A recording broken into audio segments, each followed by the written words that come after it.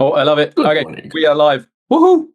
Good morning, good afternoon, good evening. We have got a bumper session for you today. There is a lot of demo. So I'll say, hi, everyone. I'm Clive. Hey, Louis here. This is Akush. And we'll welcome you back to summer camp, where the only thing that you might get bitten by is poor information requirements. And this isn't your typical summer camp. There's no sleeping bags, no tents, no sing-along, and certainly no trustfuls either. We've just got this healthy obsession for things like ISO 19650 and better information management and making sure that everyone's on the same digital page. So last week we looked at defining actionable information requirements, starting the plan, defining a framework that you can actually hang these information requirements on. Get comfy today because we're going to be going through the one thing that nobody actually reads, which is the contracting side of things. So diving into how to hold people accountable without all of those endless email chains and frustration. And if you stick around till the end, we actually have the legendary, it's been rebranded as the T-shirt wheel as well, the T-shirt wheel giveaway and live Q&A. Last week, we looked at the planning and we saw the root of all evil. If you don't get that part right, everyone thinks they've done it until they haven't. This week, we're going to be going through the contracting. It's the place where everyone hides all of the bodies. And if you didn't read page 147, you actually should have done. And then we'll be looking at the tracking. That's why project managers, they lose the will to live, kind of one spreadsheet at a time. We'll show you how that's tracked right the way through. And then we'll look at handover and all of the while working in CDEs and making sure that when the client says, where are the as-built? You're not 20% panicking and 80% in denial. We'll be able to help with all of those questions. So this GIF really is the pinnacle of our industry's risk management strategy. You've got people that, as I said, on page 147 of the contract, you're supposed to have read something. And most of the time people think that they're distributing risk by burying it in the contract. But when you watch every single person on a project nervously grin and sort of say, yeah, I haven't read any of that, you kind of really get to the root cause of some of these challenges. And if you're sitting in the chair just about to be experimented on, I don't think that you really want to be in this position where you haven't understood exactly what you're on the hook for. So we're here to fix that root cause and make sure that it doesn't get buried in a contract, make sure that everyone understands exactly what's going on. And in the first webinar, we looked at all these challenges. And if all of the responsibilities are fuzzy, if the requirements are vague, then we end up with lots of missed deadlines, a lot of blame, and these unstructured requirements are really problematic for teams. We see this because people say, I want LOD 500 or I want Kobe, full Kobe for me. And if we have no explanation of what that means and no context, then everyone's going to be heading in different directions. And the boldest goal for teams is going to be, I just want to get somewhere. And this is a classic case of requirements and not sharing the same destination. And when we don't have the defined requirements and we don't have realistic goals, it's difficult to feel empowered as a team. You don't really feel like you can do anything. So you kind of feel in this situation where you're a little bit lost. So today we're going to be talking about how to fix this hot mess of contracting and move from bloated and unreadable documents to a clear and structured and useful process. And the way we're going to do that is 3 steps. We like 3 steps here. The first step is assessing the risk. So no 200-page monsters, no more guessing about what's included. The second one is defining, instead of just a contract agreement, a collaborative agreement that actually does have an understanding and a collaboration to get there. And that's what the ISO 19650 workflow really structures. And then instead of having a one-size-fits-all approach, we'll look at how we can actually bring targeted contracts to everyone. So defining risks, understanding how we mobilize, appointing the right parties and bringing them into the fold and making sure that they can follow along, get the responsibility matrix defined in a clear way, have a list of all tasks for all teams in the same place and make it easy rather than distributed on a bunch of spreadsheets to then track later on. And instead of having that bloated 300-page document bombarding people with too much, instead, what we're going to be doing is having a concise, trackable, clear set of accountable contracting. And that's the third step. In order to be able to do that, we have shared all of these parts in the camp guide. And this is what we'll go through in a demo. Everything from commenting to get to agreement and proposing and approving and going through a responsibility matrix defining AI rules so that we don't have to learn complex languages, how to check certain properties, defining placeholders, a timeline, collaborating over when people are going to hand off work to each other. And then because you've got a bunch of different aspects in the same project, you want to be able to split these into what we call work packages and then have targeted contracts, not just in a human readable, but also in a machine readable way. And we want them to be smart so that they understand what's in them. And we want them to be e-signed so that teams are actually accountable and on the hook for them. Man, that's a lot. So let's jump into a demo, shall we? What do you think, guys? Yeah, I think they're ready to go. Cool. Okay. Let's I'm going do to take this. a sip of coffee as well. Enough talking. Let's do some clicking, some button clicking. So if we look at where we left off last time, we had a project. Louis added a nice image to our project, and that was actually generated from our company templates. And if I go into our project, you can start to see we have teams assigned and team members, and we also have this concept of documents. Instead of Word documents that are disparate and not permissioned, we looked at how we can have multiple documents in the same place, have accountability, so we're assigning team members to act on these, and having these fields which are automatically driven from database fields as well. In the setup for this one, we looked at a bunch of things, but really what we want to be able to do is get to an agreement of who is the right team to carry out this project. And there are a number of different parts to that puzzle. We looked at the pre-appointment BIM execution planning process and moving that into the appointment.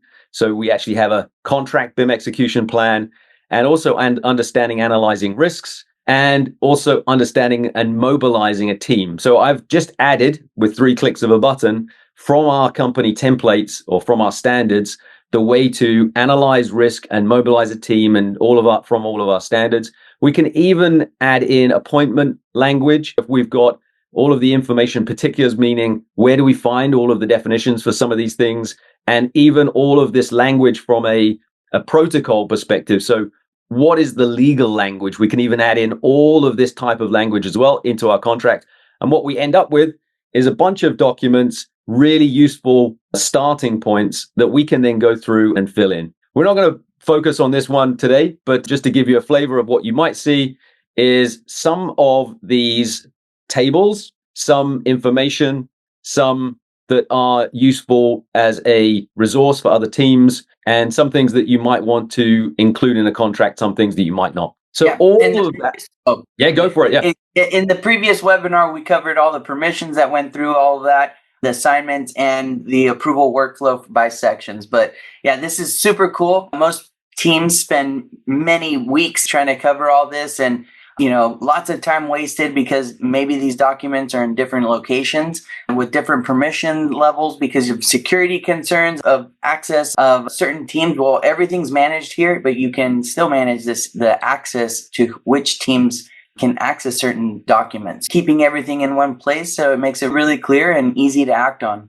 Yep, absolutely. So there's a bunch of templates out of the box. You'll have your own templates to go through this and make sure that you're following a really structured workflow. But today's focus is going to be in the power of a database, not just in driving documents, but also in driving our understanding of what the scope is. And last time we built this set of mechanical requirements for our asset information model. We were focused from an owner's perspective of defining this list of what we really need, defining maybe things like the document requirements. So here we started to say what certificates we need, maybe some checklist items, maybe some description of it, maybe a cost that's associated with these things, and being able to see all of these pieces of the puzzle, not in a complex spreadsheet with hundreds of columns in multiple different places, not boring, not error prone, but actually in a database with this application layer on top of it, which makes it a lot easier to understand and manage. And that principle means that we can say, this is a document that's required, and I need this specific team to upload a document into this placeholder. And that's some of the stuff that we'll carry on in the tracking part. But what we also see is this concept of information requirements. So on top of the geometry that we defined and the documentation that we needed, we wanted to also be able to define what information is required. So inside of here, I can now see, let me just turn off the document so you can just see the information. So inside of our HVAC equipment, it was an item that we brought in from our library last time. It actually also brought in some information requirements. And those information requirements, we can say whether they are or whether they are not required at certain points in time. And at the moment, it's for the asset information model. And inside of each one of these, we even have a rule that defines exactly what we want to check for these. So I would like a contact email along with the warranty start date. And I want this item to be barcoded in my digital twin, let's say. But I also maybe want to get specific on this. So rather than a verification rule just being any email, we actually want to check whether it is an email format. And in order to do that, we can manage the global information requirements in our project in this information tab at the bottom. If I open up this tab, we can see that we have a nice grid setting them up. We can tag them so we can filter them. We can even bring in a bunch more from a library as well. And more on that, but let's focus on what we have today. If you want to then define something specific for this contact email, I can manage these.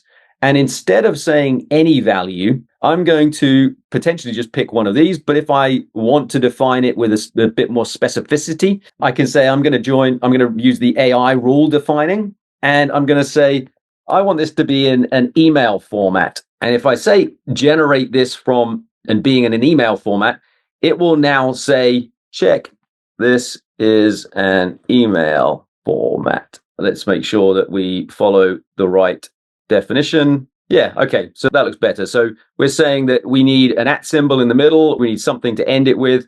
I'm going to say, okay, and now we're going to check this format. You can change it if you want to. You can define any rule that you want to run that check. But now we're going to make sure that this is defined in an email format. If we want to add information requirements to other areas or to our project, I can also create them. So I'm going to start, maybe I would like more warranty-based data. And we're searching the Building Smart Data Dictionary and using the way of filtering. So I'm saying anything in this warranty property set, this P set, this group. I also want to understand whether it's got an extended warranty or not. And this brings in this line item. I can then define my rule.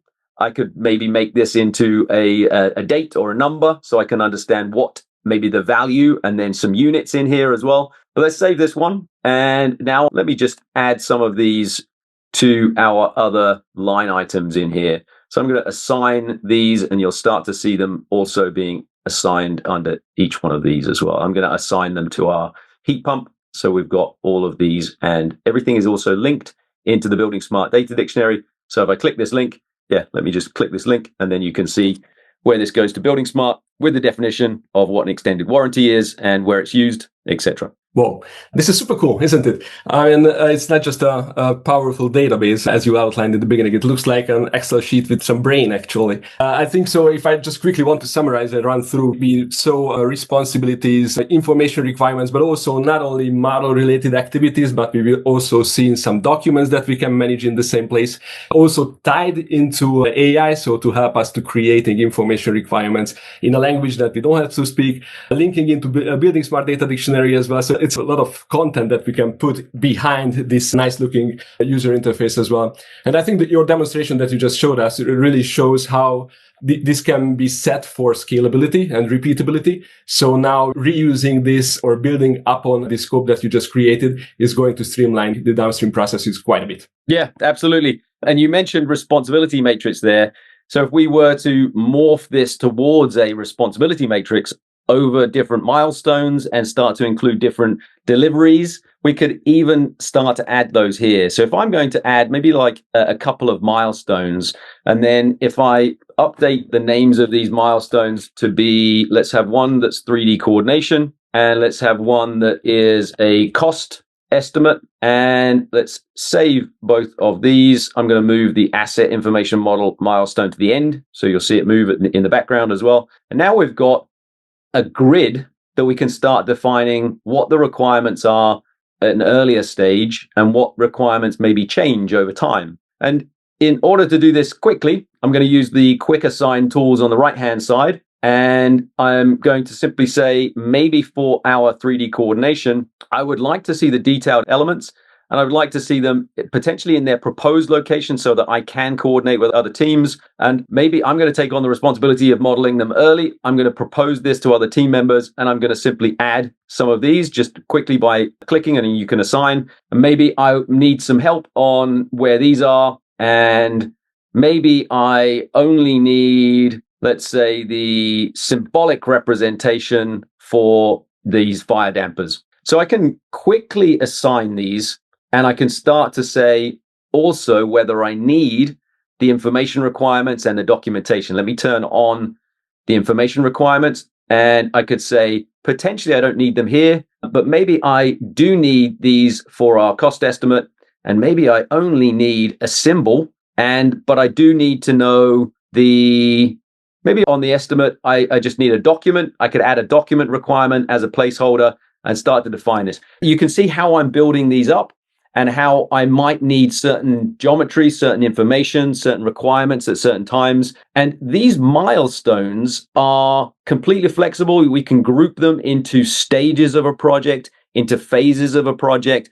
We can add as many of these as we like. We can order them. We could change the dates. We can add descriptions and really detail out exactly what that definition of a project looks like for the assets that we defined from an owner's perspective early on. So lots going on there. And if I was to start to think about this project as not just for mechanical teams, but maybe we also need to have things like the architecture and structure and fire protection, etc. And if we've done that before, I can go to my library and I could use my company template. And then in our responsibility matrix, I could then say, I'm going to add the architectural scope, and I'm also going to add the structural scope. And now what we have done, I could have changed this and decided which milestones I wanted to bring in and what information and fields, and be very selective over what I would like to bring in. But it looks like I have brought in all of these details for these requirements. And now I can understand even the teams. These teams have been automatically created for me. And then I can start to see, maybe put this into a responsibility matrix, a design responsibility matrix. And then I'm going to load these into this folder.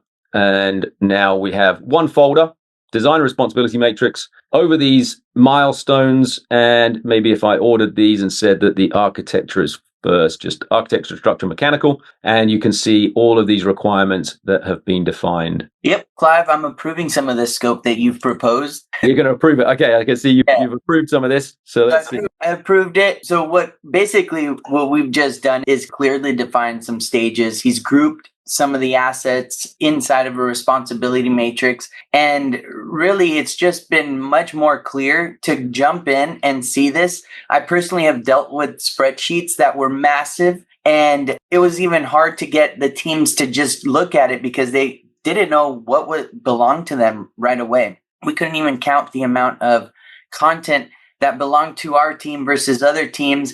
What this does is really clearly show who's responsible, what the uses are, what the package or design responsibility, what package could look like. And all of this just becomes much more clear for us to visually see. And we haven't even shown the power of some of these filters, which we'll get to soon. Yeah, absolutely. So I can see that some of these things have been approved, and that's what Louis is doing, is going through and saying what the status is, and we can cover that in a little bit. But a project is not just about modeling. And this is actually one of the biggest realizations that we've gone through with customers, is that most of the tasks are actually related to information exchange that is not an element or a model. And those go in the master information delivery plan. So we've got tasks from multiple team members that are modeling tasks, and we can see them here. You could describe and define this in any way that you want to, but maybe we want to also define the master information delivery plan according to ISO 19650, which is basically saying that we have tasks for each of these teams, and those tasks need to be exchanged either between teams or given to the owner, the appointing party, and making sure that we understand when that happens, making sure that when the handoff occurs, it's in the right form and format, etc.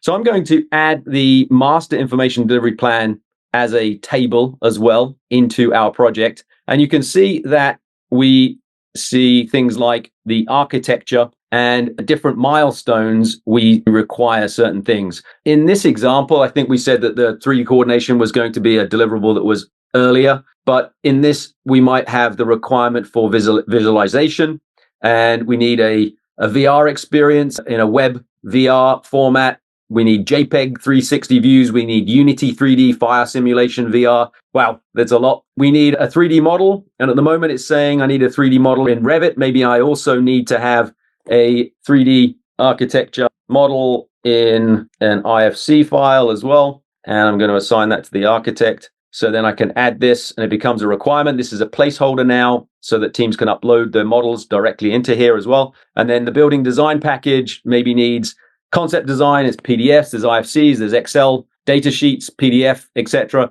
All of these are requirements that are assigned to these teams. And instead of having these in multiple places, in multiple spreadsheets, it really is more streamlined, more cohesive, and more unified for teams to understand when they're all in the same place and have this application layer over the database that makes it a lot easier for teams to use. Right. Wow. So yeah, if I want to recap a little bit, I think it's super cool because what we've seen on other projects, a typical problem was that the MIDP is just kind of floating document, not really connected to any milestones or definitely not connected to any CDs, which we will see a little bit later, how we can not only start requesting kind of documentation and any kind of tasks and deliverables, but also later down the road, how you can start receiving these documents and see the progression, the completion of these documents and improve them as you go. Yep, absolutely. One of the problems that I faced as a contractor when we were trying to either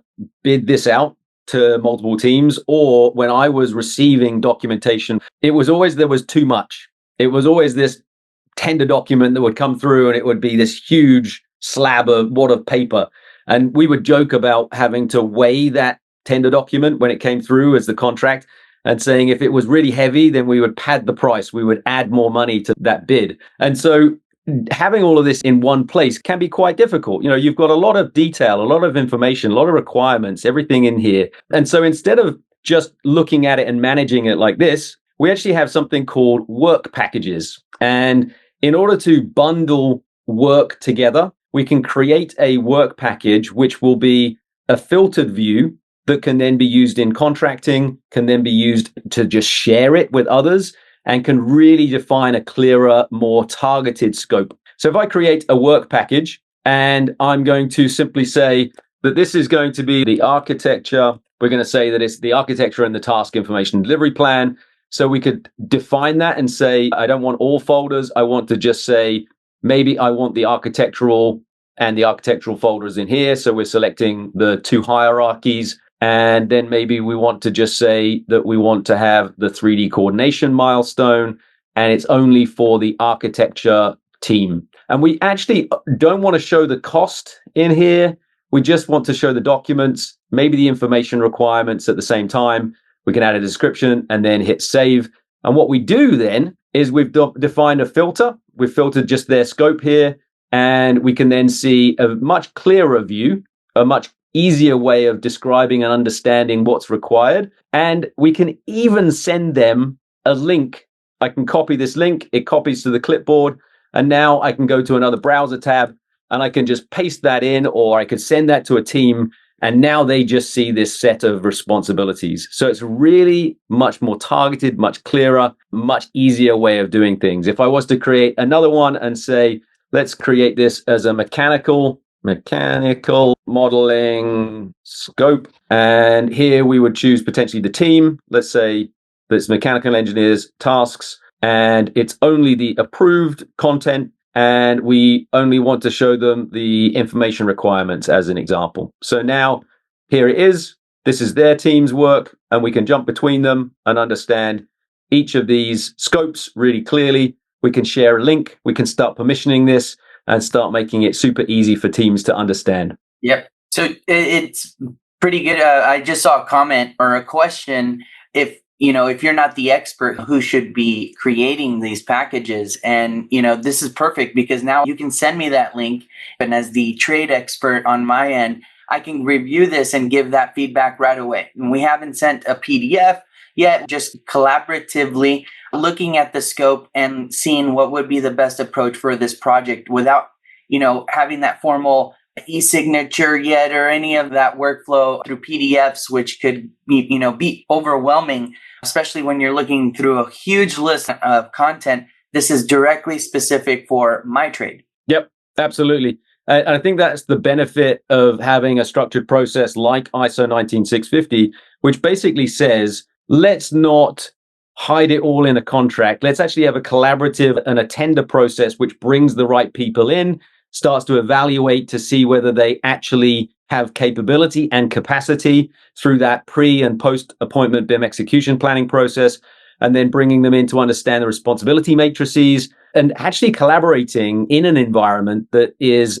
beneficial rather than it's trying to hide all of the bits into the contract somewhere. There was a question as well about the images are amazing. Is there a way to see a more, I don't know whether the term was used was compact view, but yes, absolutely. So we can see that as well. And we could even save that as part of the work package so that a team came in and this is what they would see.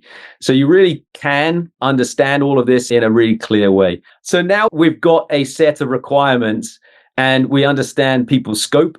We could ask them for input, not just on what the scope is, but also on what we call the timeline. And the timeline, if I switch from the grid view to the timeline view, we start to see these bars as representations. I can see that we're jumping the gun, and I'm going to start adding some of these durations and things like that. Maybe you guys could also jump in and start to work on some of this. I'm going to just literally kind of move things around. I'm going to show you that these dependencies are actually really intelligent dependencies. They understand the start to finish, start, etc., lead, lag, whether they're active or not. We can then drag and drop the timelines and start to define the durations of these tasks. We can really start to go to town and you can see everyone else is working behind the scenes here and define whether it's the duration or whether it's a constraint type to say, this must start on a certain point, it must finish on a certain point. We can only start this after this task and so on. And all of this is occurring in a collaborative way. We can even define teams and team members' responsibilities. So I could say this is Akosh, and maybe I can define this one as myself.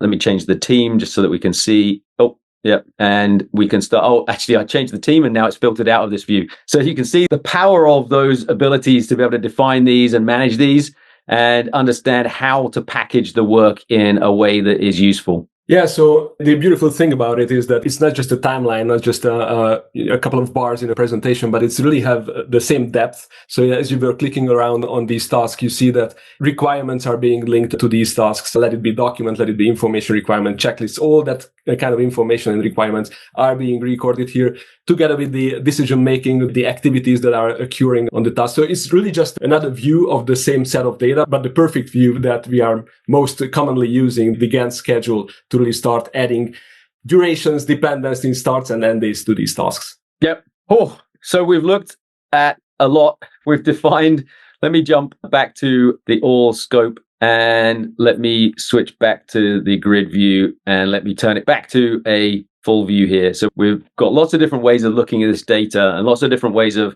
cutting and slicing it, lots of different ways to group it, lots of different ways to define structure for it. So we mentioned these milestones, whether they are the use or the deliverable or a way of defining a date range. We can define these in single columns. We can group these and so on. When we've defined all of this in one big grid, we can also start to say, well, actually, I only want to see this part, or I just want to see the mechanical modeling scope. And we can start to really hone in on this. And in using these, we can make it easier for teams to collaborate, but also we can make it easier for us to not overload that team that's bidding on the work with massive amounts of paperwork as well. So when we create an export or a contract, we can also use those filters. So if I was to create, if I go here and I go to export and I go to create a document, I'm going to create a PDF. And in my scope export, I could choose one of these work packages. If I wanted to, I could just say, I want to export the work package for the mechanical scope that's approved, for example. But in order to generate something even more powerful, we're going to choose a cover page as an example. And now I'm going to say, I want to see a detail page about the document. I want to see an index. So this is our details page.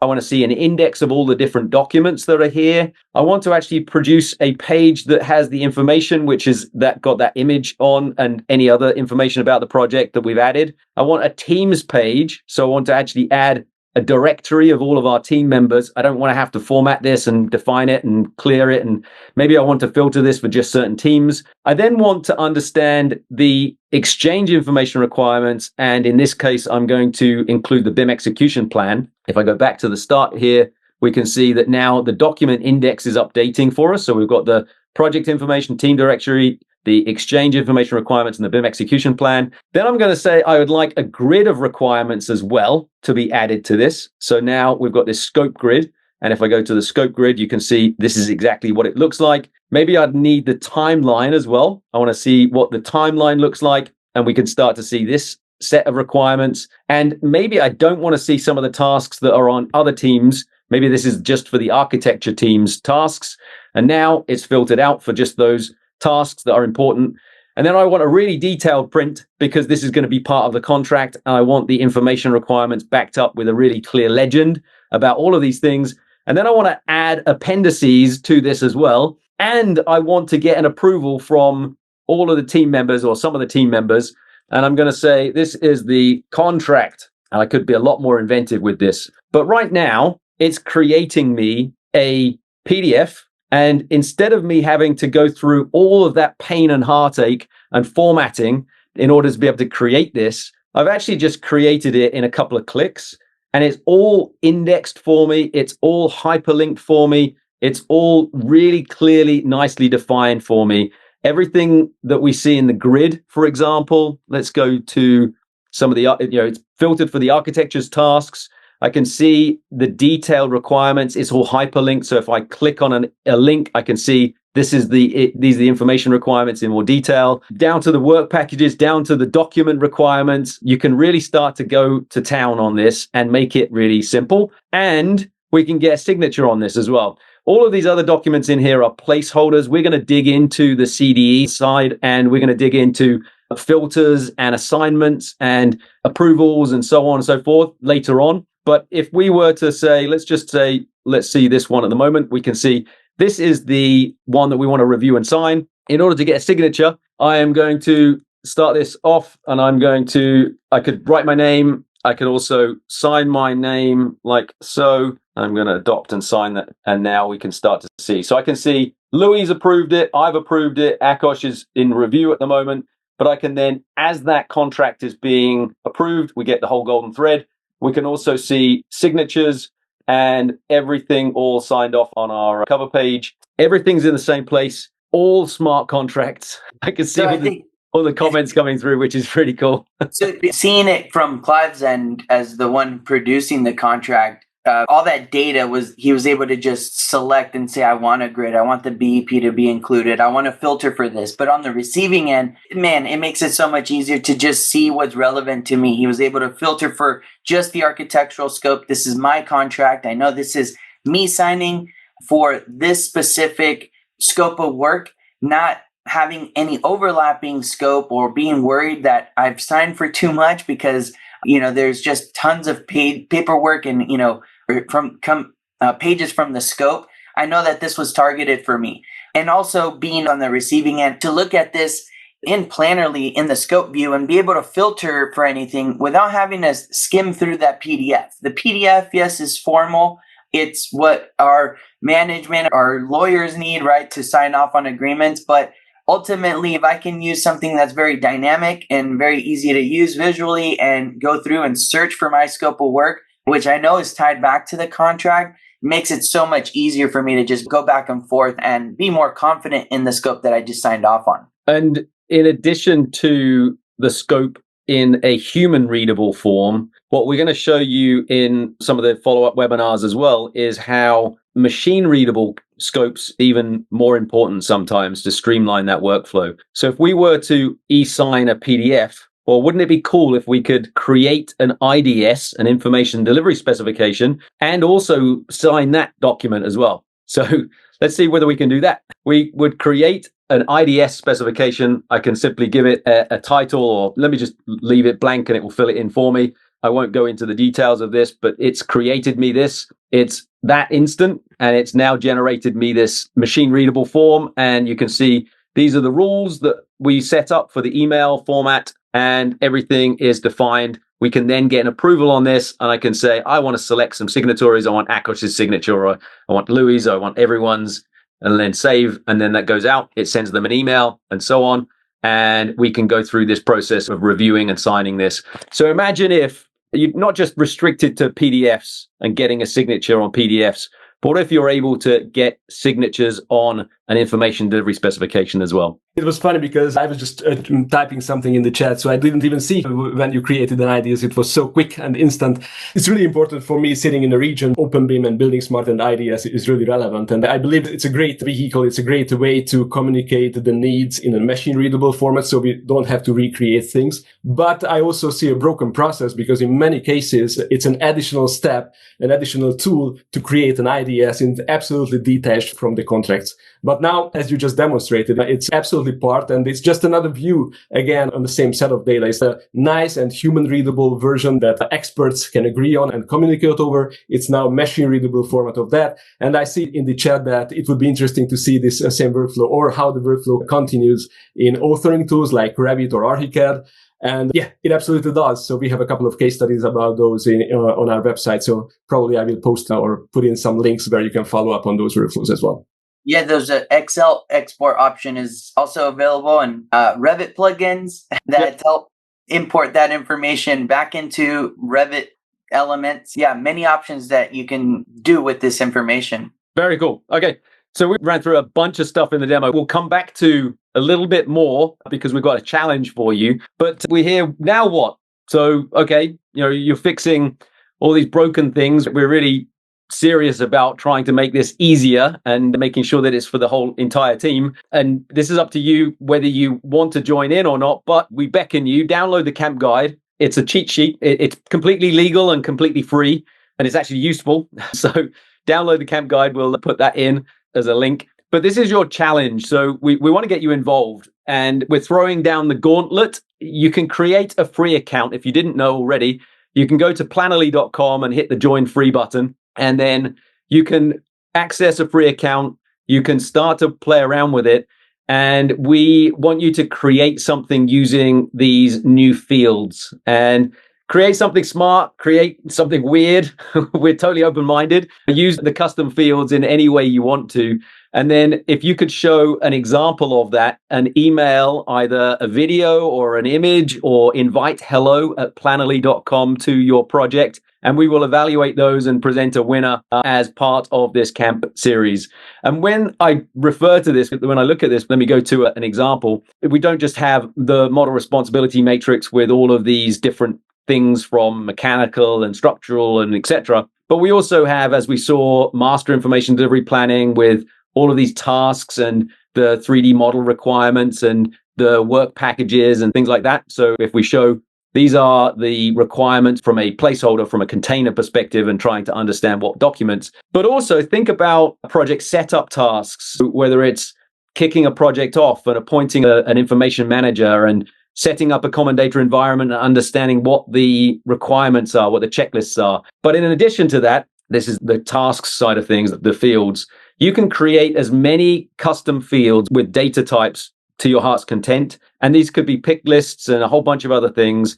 An example of using that is this risk schedule, where you've got technical risks that are evaluated at different stages. And we can see model accuracy issues with a risk level and a risk likelihood. And these are all drop downs that have been created using the managed task fields. And you can add anything you want in here. If I look at one of these, for example, the risk levels, you can see that we've got a pick list with lots of different options and color coded and a whole bunch of things in here. All of this is completely customizable. You can define which of these fields are shown in each folder, in each row, and even on each task. So go to town on that. That is your challenge. Send us a screenshot of what you're doing. We'd love to see all of the crazy, weird, wacky ways that you're putting these together. Right. So the beautiful thing is, if I just go back a second for what you just mentioned. So if you have a risk register to start with, that's a beautiful thing. I think it's a great tool in project management in general, especially if you can present that to your customer before the appointment, the contracting would occur. It builds trust in the entire project. And of course, you will see what the problems might be and how you are going to mitigate that. So we also have a template that you can see on the screen right now. So this is how a risk register might look like if you use this kind of approach. But the challenge is, and if you don't have this kind of text-based risk register, don't even get started with that, because linking these risks to certain tasks and mitigating them where they actually occur during the project execution is a huge benefit. And of course, you will be able to control your project execution much better if you register these potential risks along the way. Yep, perfect. Okay, wow. What are people doing with Planoly? Well, there are over 100,000 teams that are using Planoly on their projects, and we've historically done a pretty poor job at sharing what they're doing, but we're doing a better job now. And actually, last week's webinar was with Resource, and they shared a case study about VDC and how their team actually grew 5 times, and they were 60% faster with workflows they were creating, and they save 75% in the document preparation time. It's a lovely case study, and we've got so many more of them. I love the fact that they talk about, moving from 5 tools into one platform, clear ownership expectations. These are really powerful case studies to see what other teams are doing around the world. We also had a case study with Mezgo. Before, they were using spreadsheets to manage all of these tasks, and this is something we'll go into in the tracking next week. But what they moved from spreadsheets into using Planoly to do was to actually make it more autonomous. So instead of creating set of requirements in a spreadsheet, letting teams go off and bumble about and trying to adhere to the requirements, and then getting the set of deliverables back, then creating a spreadsheet or a set of issues, a set of problems, and then the team resolving them. None of that happened. They actually put the detailed requirements in the team's hands, and they started to autonomously resolve the issues. So 80% of those did not even come up. And these types of changes are just immensely powerful. This is such a step change, such a massive difference between our traditional approach of send me your deliverable, I'll tell you what's wrong with it. This is about being proactive and going through this process using machine-readable sets of information. If you want to learn more about how to use BIM information management, ISO 19650, some of Planoly as well, we have a certified information manager course. Hopefully, a lot of you guys are also already involved in this. There are 5 levels that are here, and the practitioner level is coming soon. It starts from basics and understanding BIM, advanced workflows and starting to connect these dots together, an introduction to ISO 19650 for individuals, and then even a gap analysis that supports your certification readiness process for getting certified. And we have this digital troublemaker course, which is the culmination of all of these experiences and saying it's not just about implementing technology, it's actually a human and people process. And it's something that really is quite powerful when you understand this change management and try to support teams in it rather than just push technology for technology's sake. They're all free of charge. Yes, they're all free of charge. They're all available on that site, planoly.com/training. If you're interested in joining our network of partners around the world, maybe you're a small team, maybe you're a university that's teaching BIM, then we provide a whole bunch of stuff. You can get streamlined workflows, co-marketing opportunities. We refer people to you, clients to you. Real business growth has come from this, from our partners around the world. If you're curious about becoming a partner, then book a 20-minute call with us. The link is there, planoly.com/meeting. Yeah, we give out licenses for universities, programs out there with students, and contact us and we'll hook you up. Yep. So we're regular folk. We're real people trying to make BIM and information management more useful. You can connect with us on our profiles. These are links to our LinkedIn profiles. And we also have a really nice group which is forming. There are over 1,500 people in this group now that are information managers that are really trying to do great things and improve our industry. So scan the QR code here and join the group. Join us there. We love your involvement. So today, let's see, and hopefully let's see the MVPs. Let's see where we got to in our involvement. This is showing a live involvement. We really appreciate you chatting and keeping the chat alive, asking questions. And really, you guys are the cool kids at BIM Camp. Thanks for your involvement and thanks for sharing. And without further ado, this is like the important part, yeah? We want to move on and spin the t-shirt wheel. I love the fact that we called this, what do we call it? Like it was spin the wheel before, but there were people that jumped into the chat and said, it's the t-shirt wheel. When's the t-shirt wheel? So we've rebranded it to be the t-shirt wheel. And we're literally giving away t-shirts to bribe you guys and make sure that you attend and join right to the end. It's totally random. And if I click it, all of your names will spin around and it will show us who wins. Who doesn't love a free t-shirt? Prince from Nigeria. Well done. Congratulations. Send us your size and your address on an email to hello@plannerly.com. Akash will put that in the chat. We'll email you and make sure you get access to that. That was the t-shirt wheel. Okay, what next? We had orientation in week 1. Week 2 last week was the planning. And today we talked about how you align teams with collaborative contracts. Today's session was really trying to say, you can build this really detailed set of requirements, but it's about communicating and making sure that people understand what's in their contract, making sure you're not just trying to bury information into their contract and their requirements, and so that it's a collaborative agreement rather than actually just a contract. We hate contracts. Contract is all bad. Collaborative agreements is where the future is. Next week, we're going to be talking about how to set up your CDE, how to understand metadata, how to start collecting and tracking those deliverables. And it's all about tracking, all about understanding that and making sure that we can get that into a process that gets achieved rather than teams are confused and not delivering what they need to. We've got lots of questions. Throw your questions into the chat. We will answer every single one of them. Every single question gets an answer from a human, not AI. We automate some things. We try to do our best, but it's just us probably reading it over a coffee in between meetings, and we will send you responses to every single question. We love the feedback as well. If you've just got a comment, what have you loved about the summer camp so far? If you could just take one thing back to your team tomorrow, what would it be? That would be really interesting to hear. What are you most looking forward to in the tracking session next week or the final episode? We will get into the auto verification of models as well. We really appreciate your input. Thanks for joining summer camp. We will see you next week, same time, same place, summer camp. And congratulations, Prince. And stay for the end next week. T-shirt wheel is coming back. Yeah. Thanks, everyone. Thanks for joining. See you next week. Take care, Thank you everyone. so much. Bye. Bye-bye.